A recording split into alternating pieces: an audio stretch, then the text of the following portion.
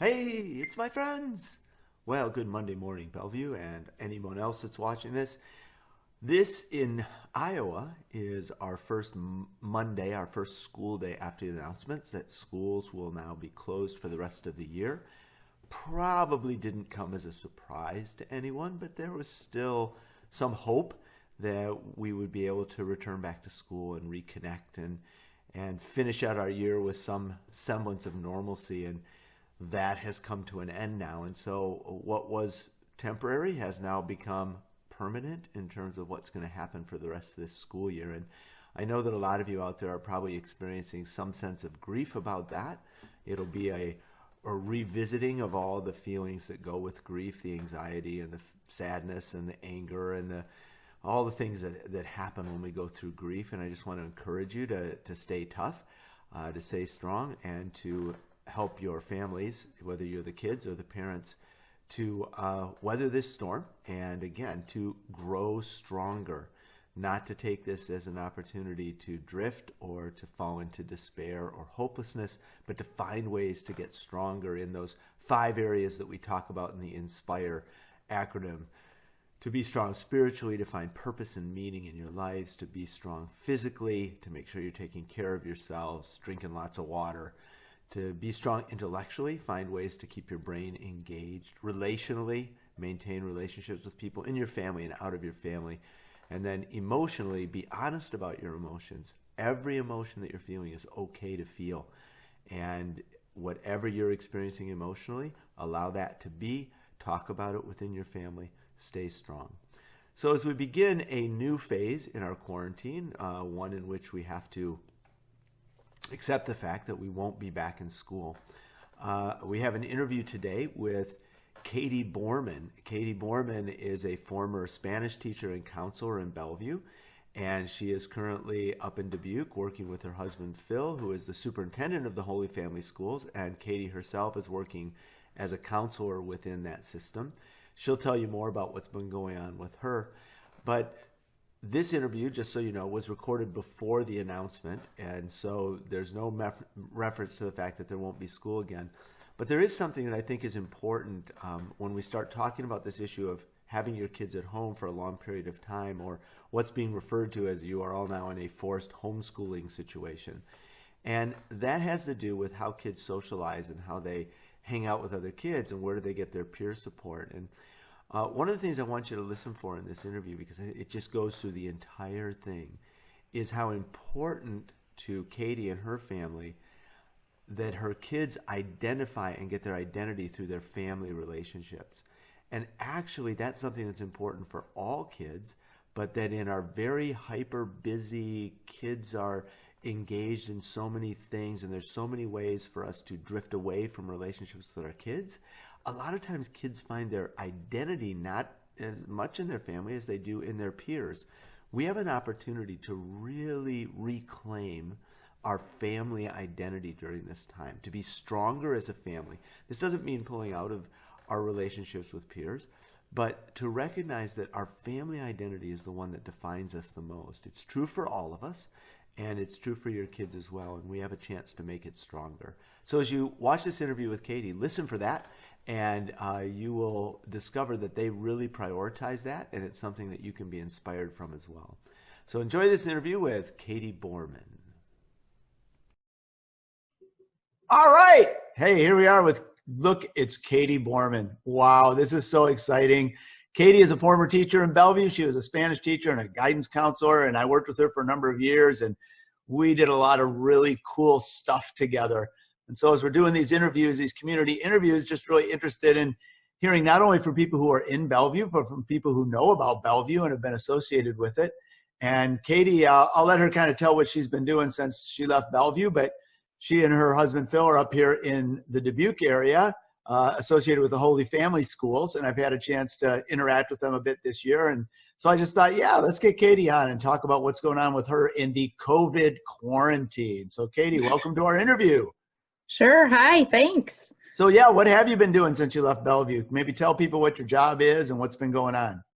Sure. So for 3 years after I left Bellevue, I stayed home with our youngest kids. which was a blessing. I had always wanted to do that and finally got to, so that was really good for our family. And then I actually got to start working at their school. Our Lady of Guadalupe is the Spanish immersion school within the Holy Family system. And I get to use both of my degrees. So I get to use Spanish and I get to use my counseling degree. I also serve as the school counselor at St. Anthony's Elementary. We're on the same campus. So I've met a lot of great people, just like I did in Bellevue, work with a lot of really great people and a lot of great families. So that's what I've been doing for the last 2 years. Good. So what have you been doing for the last month? Oh, things are a little bit different, actually.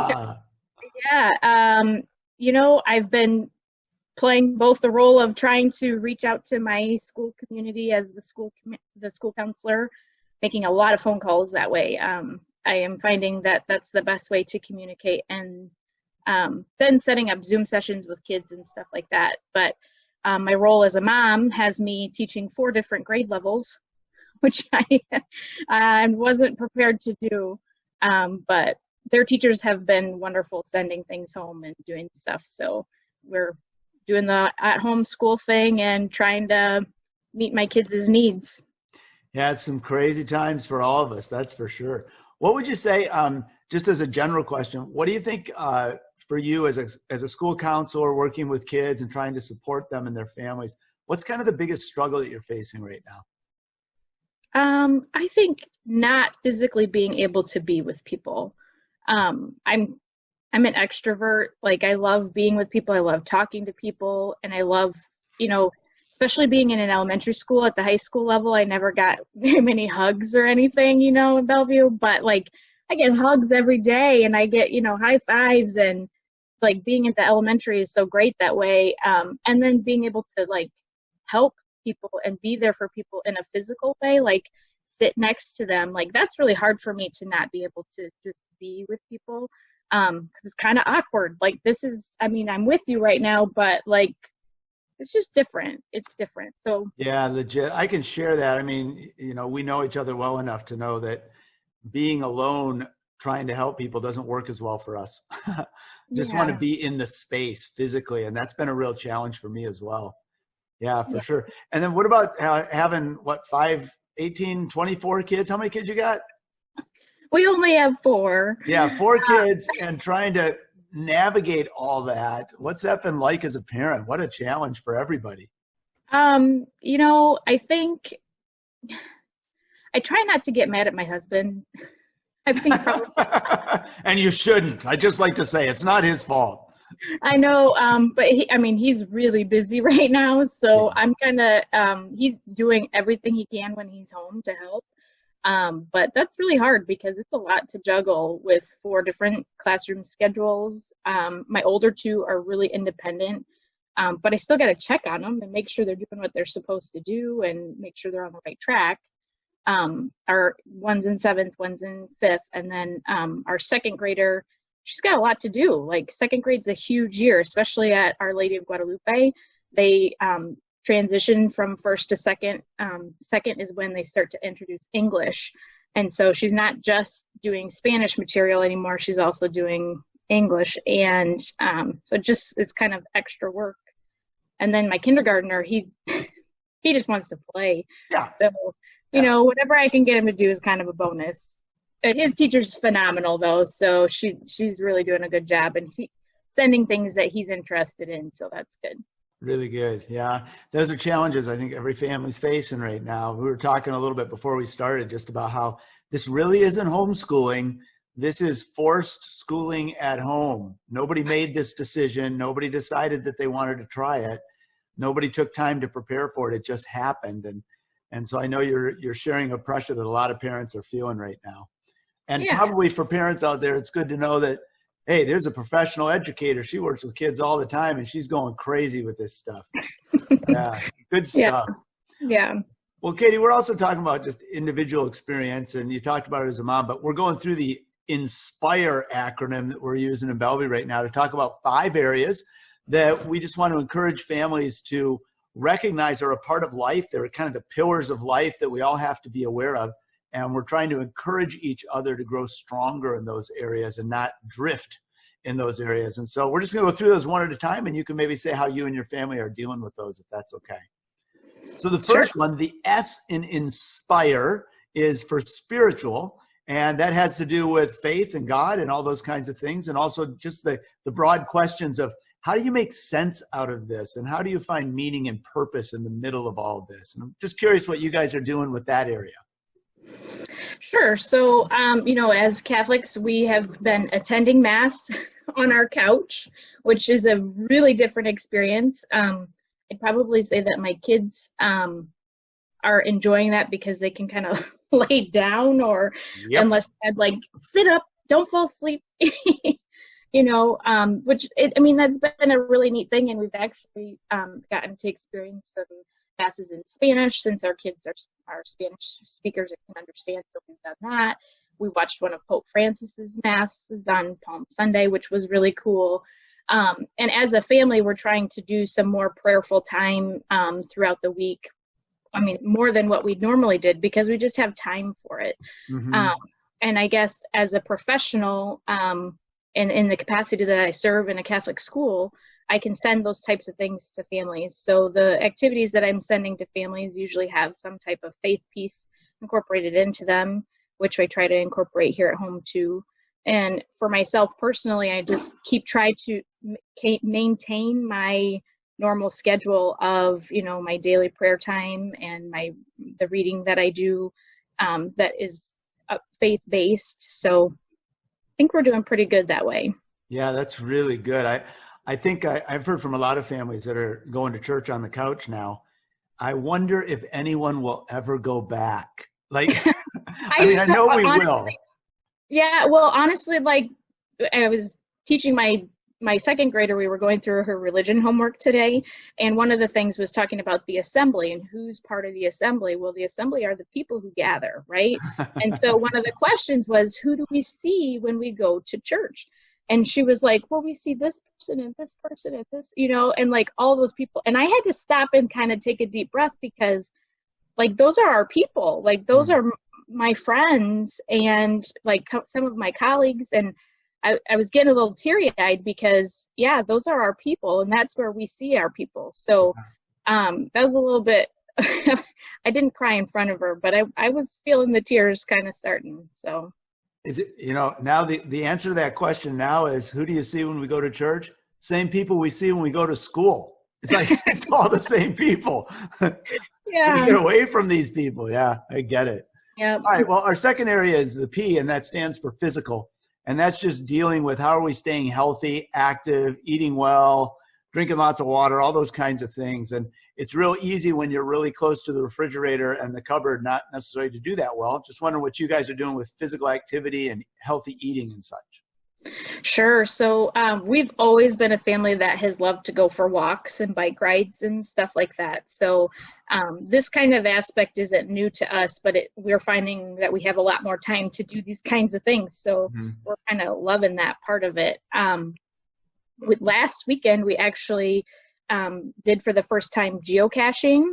Oh, yeah. And, yeah, it was super fun. So we were like, well, let's go for a hike. And I said, well, let's turn it up a notch. I've always wanted to try this. And we've happened upon some caches before, just in other hikes, but not actually looking for things, but find, because sometimes they're not like super hidden. Right. Sometimes they really are, though. We had one where we were like searching for 45 minutes in the same spot out at Mines of Spain, and we were like, what is going on? But that was a lot of fun. So I would say like we're going on daily walks, hikes, bike rides. The kids are outside all the time. As far as the eating thing goes, we've always been pretty good at eating clean in our house, so we haven't changed much of that. I will say that my go-to when I'm stressed is food, so that's been difficult, but I just gotta not do it, like find something else to do. So. Yeah. Good. That's excellent. So the next one is intellectual, and that's keeping your brain working. That I'm finding is not as difficult for a lot of school people, just because we're so active trying to maintain contact, trying to find creative ways to do things. what do you, and you've got your kids obviously working, but anything else in the intellectual area to keep your brain stimulated? I think I have my nose in about 5 books right now. Yeah. Yeah.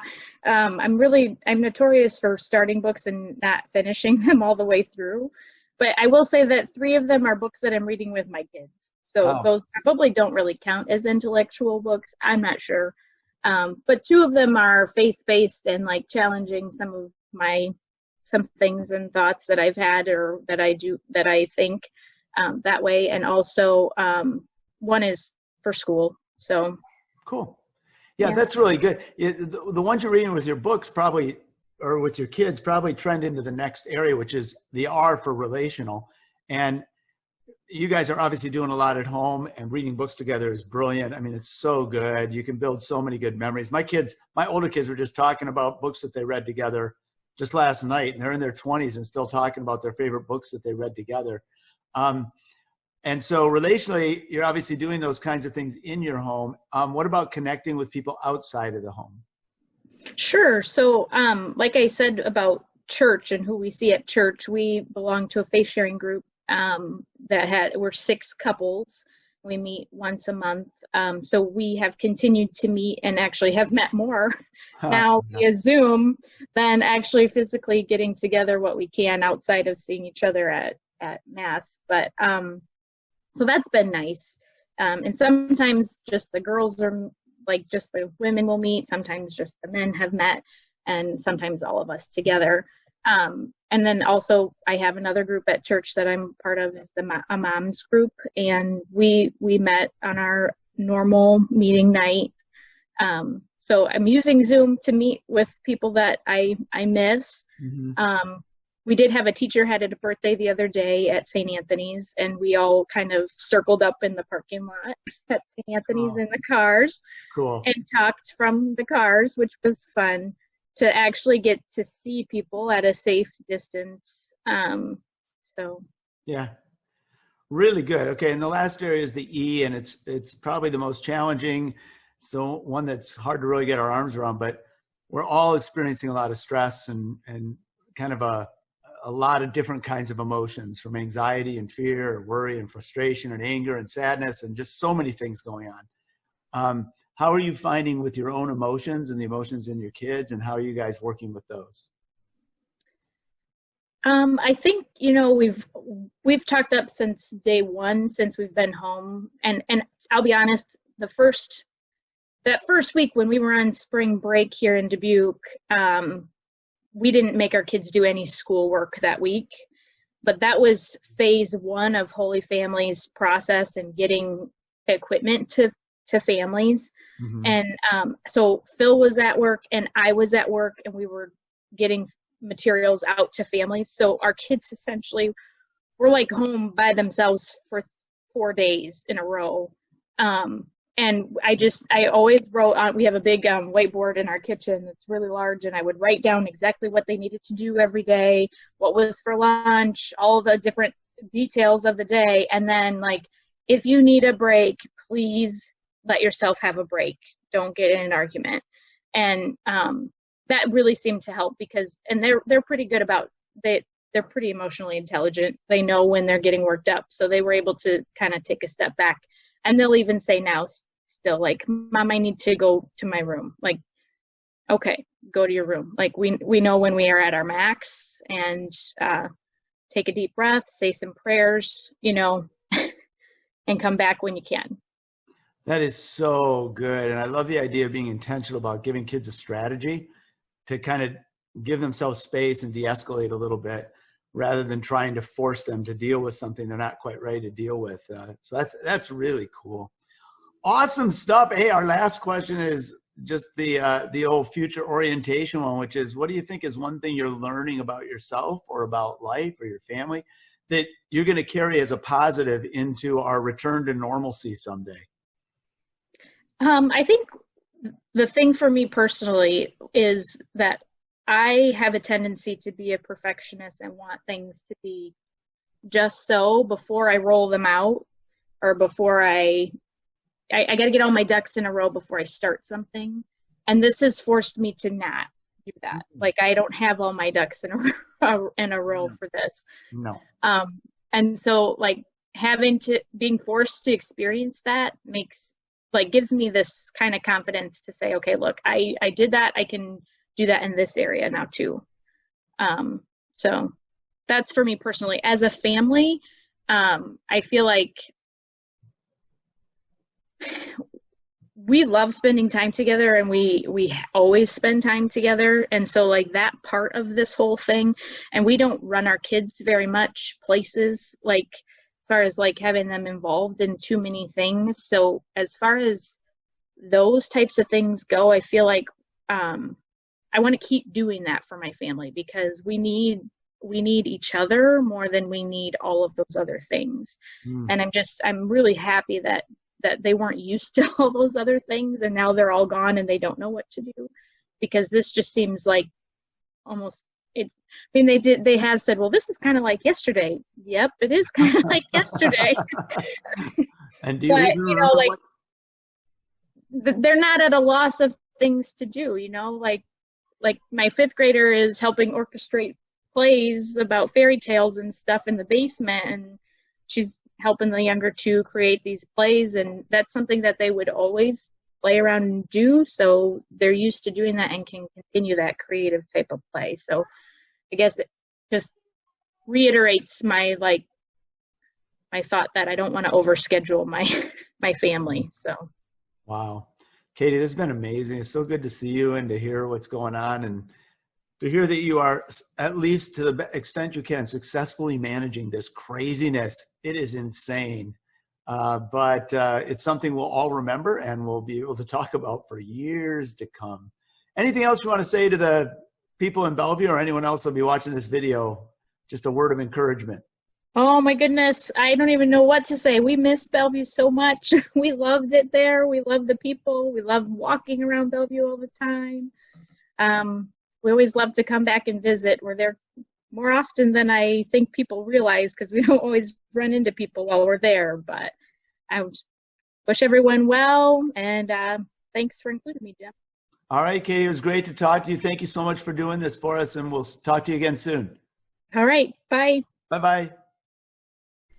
All right. Wow, that was really good and really gratifying to hear from another school person who is, I guess, desperately concerned about the kids and the family she works with, but also recognizing it's a time for her as a mother and as a parent in a family to really be building those relationships with her kids. So I hope that you're encouraged and inspired by that. Tomorrow we're going to have another interview with a parent, except this time we're going to speak with a homeschool parent, a parent who has been homeschooling for a long time. And you'll hear in the intro tomorrow that one of the things that we as families can do, whatever you may think about homeschooling in the past, you are now in a position where you have your kids at home, and we can benefit from the expertise and the experiences of those who have done homeschooling in the past. We have a lot to learn from them, and so we're going to have an interview with a homeschool parent tomorrow. So I hope that you will jump on board, and we'll see you tomorrow on Tuesday.